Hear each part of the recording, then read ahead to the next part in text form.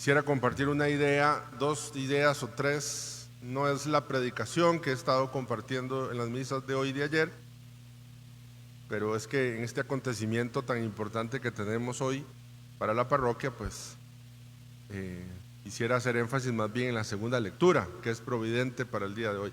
Sin embargo, déjenme mencionar algo de lo que sí he estado mencionando, y es el verbo preferir. La primera lectura hablaba de cómo prefirió la sabiduría y la prudencia con respecto a las riquezas. El verbo preferir siempre está en comparación con algo, nunca está solito, ¿verdad? Preferir etimológicamente significa llevar hacia adelante, adelante, ferre, cargar, colocar. Entonces, colocar hacia adelante. Obviamente, para colocar hacia adelante tengo que tener otras opciones o tengo que tener fila. Preferir. He contado yo que en las mejegas de barrio, cuando se reunían todos los allá en la tarde para jugar, siempre los que elegían eran los dos mejores. Y estábamos todos los mortales ahí, ¿verdad? Y entonces elegía uno y luego elegía el otro, elegía uno y elegía otro, y normalmente el orden de preferencia, según ellos, eran los criterios de mejor. Yo no sé por qué a mí me tocaba siempre, yo iba que la gente se iba yendo y yo iba quedando solito, y al final alguien decía, bueno, ahí, a Toto, ni modo, démenlo ahí. Preferir es poner adelante. Preferir es complicado siempre y cuando haya dos cosas que nos gusten mucho. No es complicado cuando hay algo que no nos gusta, cuando hay cosas que están a diferente nivel. Por ejemplo, a mí el chocolate, aquí entre nos, disculpen que hable de comida, pero ya me conocen, ¿verdad? El chocolate no es algo que me guste mucho, me gusta el chocolate blanco. Entonces, si a mí me dicen, padre, ¿usted quiere un helado? Yo le voy a decir, sí, claro.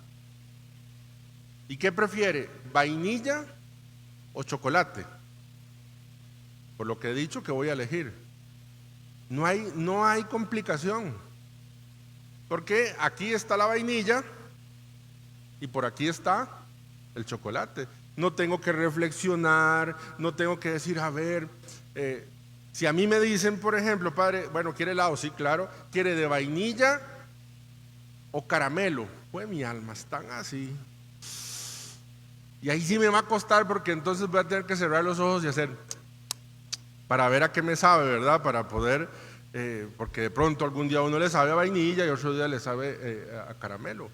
Entonces, vean que el conflicto aparece cuando las cosas en las que tengo que elegir, en las que tengo que poner de primero, están a un mismo nivel. ¿Me siguen? ¿Están de acuerdo conmigo? Sí. Y yo, no sé, otro ejemplo, sí. Mire, es que tengo sopa azteca y sopa de bacalao.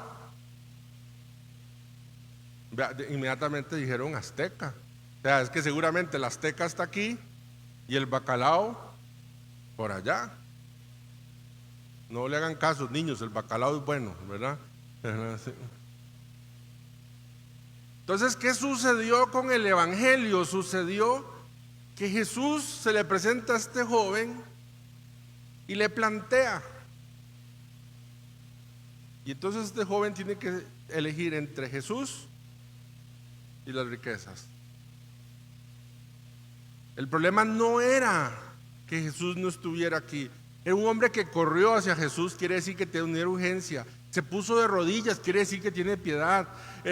Dice que cumplía estos mandamientos tan complicados desde muy joven. Entonces quiere decir que Jesús ya estaba aquí. Ese no era el problema. El problema es que la riqueza estaba al mismo nivel de Jesús. Al punto que cuando tuvo que preferir,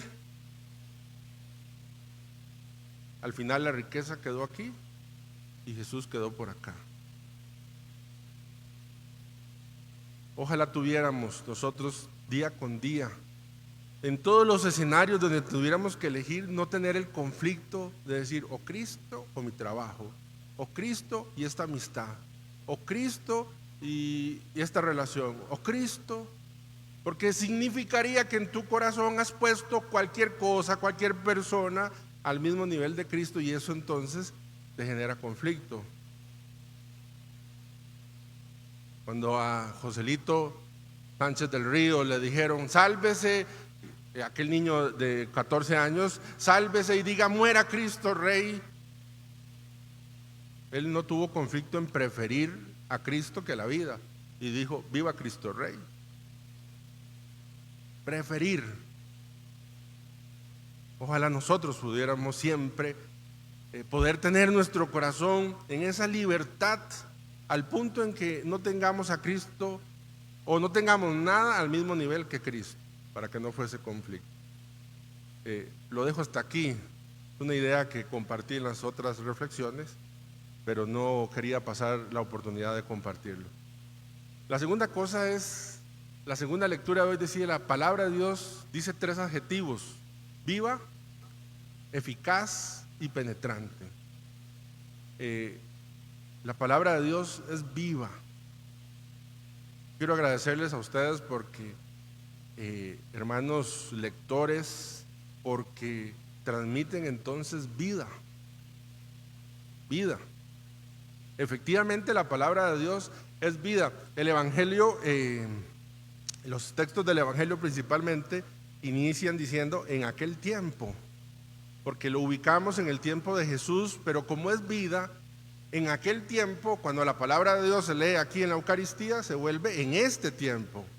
Y en aquel tiempo se acercó un joven corriendo y se puso de rodillas y le dijo: Señor, ¿qué puedo hacer? Dios bueno, ¿qué puedo hacer para alcanzar la vida eterna? En aquel tiempo, en este, también se acerca a alguien porque quiere salvación, porque ha entendido y está intentando cumplir los mandamientos. Pero también hoy el Señor en esta celebración le está diciendo a alguien: ¿qué vas a preferir después de este encuentro conmigo? ¿Vas a ser tan tontillo, tan tontilla, que vas a elegir algo que te pone triste porque pusieron atención? Dices que se fue con pesadez en el corazón, porque al final no fue capaz de poner a Cristo, preferir a Cristo. Es palabra viva. Yo quiero darles gracias porque es palabra viva. Leer la palabra de Dios no es como leer una noticia, como leer una noticia del periódico. Transmitir vida. Cuando ustedes, por ejemplo, en el Salmo que hoy han dicho: sácianos, Señor, de tu misericordia, y la asamblea ha respondido, es vida. Alguien que aquí, por ejemplo, está desconfiando de la misericordia, hoy, gracias a la palabra de Dios, ha abierto una ranura, una grieta pequeñita, por lo menos como respuesta del Salmo, para que por allí entre esa sed, para decir: sácianos, Señor, de tu misericordia. Es vida, es eficaz. Es muy curioso para mí, como predicador de la palabra de Dios, no pocas son las veces en que al terminar una Eucaristía alguien me dice: Padre, usted habló de mí. Alguno vacilando me dice: ¿usted qué le pasa diciendo mis intimidades en misa? ¿Qué es eficaz la palabra? Yo no sé. Y es tan eficaz que les voy a decir un secreto aquí entre ustedes y yo y los 50 que están viendo la misa en Facebook. Es muy curioso porque como predicador a mí me toca muchas veces escuchar: es que como usted hoy dijo en misa que hay que perdonar. Mire, yo hablé de la olla de carne en misa, pero la persona oyó que había que, es eficaz. Porque esa persona necesitaba escuchar que hay que perdonar, aunque el padre Toto habló de la olla de carne y de la sopa de bacalao y de la sopa de azteca. Es eficaz. Es profunda. Las abuelitas dicen, y alguna señora muy respetable aquí presente, que si uno le habla a las matas se vuelven lindas. ¿Están de acuerdo? Confirmen, dicen los memes, confirmen. Bueno, yo conozco a muchas señoras en una habladera con la mata, Ay, qué linda amaneció hoy. ¿Qué son esos colores tan lindos? Chu, chu, le dice la abeja, chu.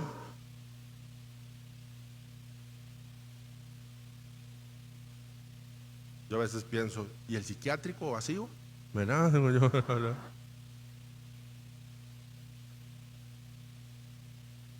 Sí, entiendo que ese intercambio de vibraciones, ese intercambio, no sé, tiene efectivo en una mata.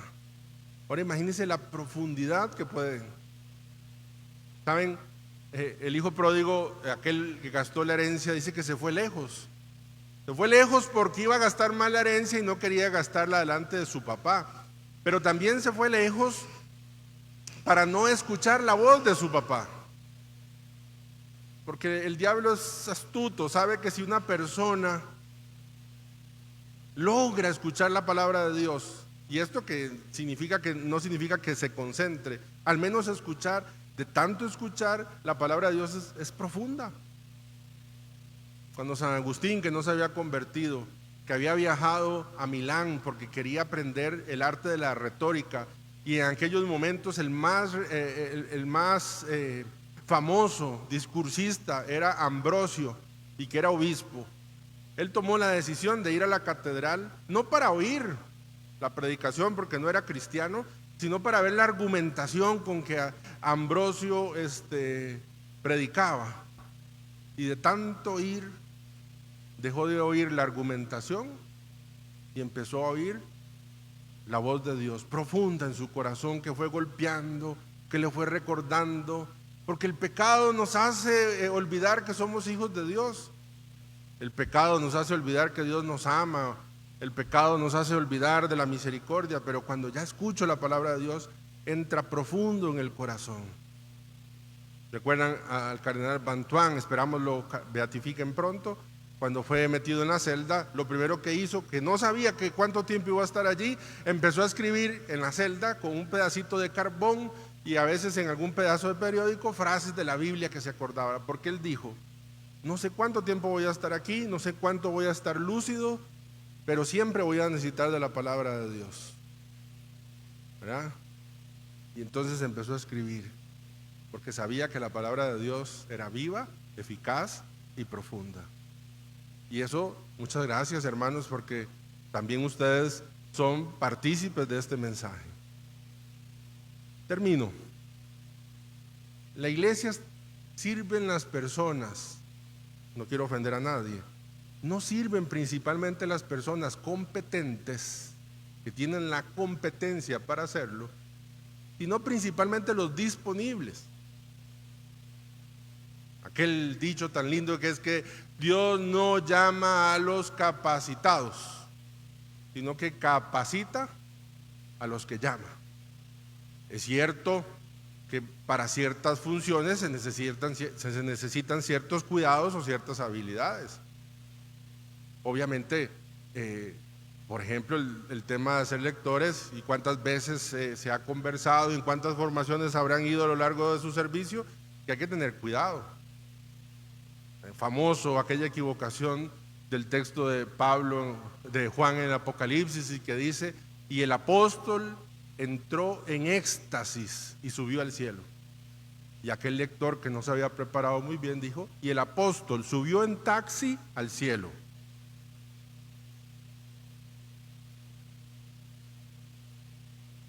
Ojalá le hayan puesto la María, eso sí, ¿verdad? Claro que se necesita cierta competencia, cierto cuidado, la adicción y todas las cosas que hemos visto, pero esencialmente en la iglesia lo que necesitamos es gente disponible, no capacitada. ¿Qué niño, qué joven iba a estar capacitado para enfrentar a un gigante como Goliat? No. Nada. Con todo el respeto, si yo llamo a Sebas ahorita, al monaguillo, le digo: echémonos un pulso. ¿Quién ganará? Espero que yo, Santísima Trinidad, ¿verdad? A ratos Hulk, y no sabía yo, ¿verdad? entre ese gigante Goliat y aquel pequeño David, ¿quién estaba capacitado para ganar? Pero Dios, con alguien disponible y una piedra, tuvo un triunfo allí. La gente disponible es la gente que Dios sabe utilizar. Y la gente disponible, atención, no es la gente que no tiene cosas que hacer. Generalmente los más ocupados son los más disponibles. Porque de pronto en el servicio de iglesia dicen, es que yo no puedo, porque mire, yo cuido a mi nieto, y me sacan una lista de toda la agenda que tiene que hacer. Efectivamente, parece que no tiene tiempo, pero tampoco está disponible. Muchos de los hermanos, si no la mayoría, que están aquí sentados, sí, algunos tienen tiempo, pero otros no. Aún así están disponibles. La disponibilidad es la puerta que le abrimos a Dios para que Dios haga maravillas.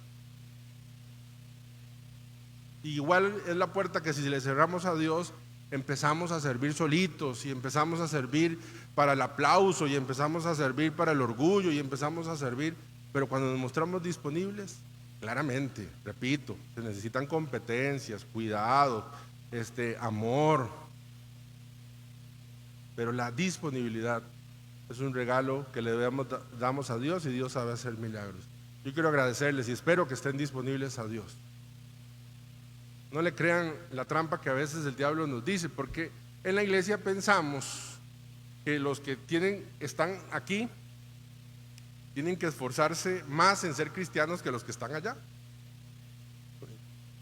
Y no, estamos en posiciones distintas porque tenemos ministerios distintos, pero es igual.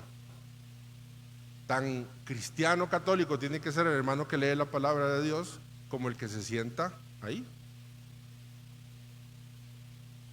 Que, cuando uno va a ser lector, es que cuando uno va a ser ministro, ahí sí tiene que dar testimonio. Y cuando no, no tiene que dar testimonio. Ven cómo hay trampas que nos creemos, pero cuando estamos disponibles, el Señor sabe hacer milagros. Yo quiero agradecerle la disponibilidad. Que construyamos esta iglesia entre pecado y santidad, entre pecado y gracia, que construyamos una iglesia que sirve, una iglesia que pueda servir, una iglesia, en el caso de ustedes, que podamos venir todos al culto y podamos encontrar proclamadores de la palabra de Dios, que se puedan leer bien, con claridad, con gusto, y eso nos ayuda a todos a oír mejor la palabra de Dios, que como hemos dicho, es viva, eficaz y penetrante. Termino entonces, que Dios nos ayude a tener preferencia por Él, que le abramos el corazón a la palabra de Dios y que nos mostremos todos, no solo estos hermanos lectores, todos disponibles, y Dios sabrá hacer milagros. Gloria al Padre, al Hijo y al Espíritu Santo. Principio, ahora y siempre, por los siglos de los siglos. Amén. Voy a pedirle a los...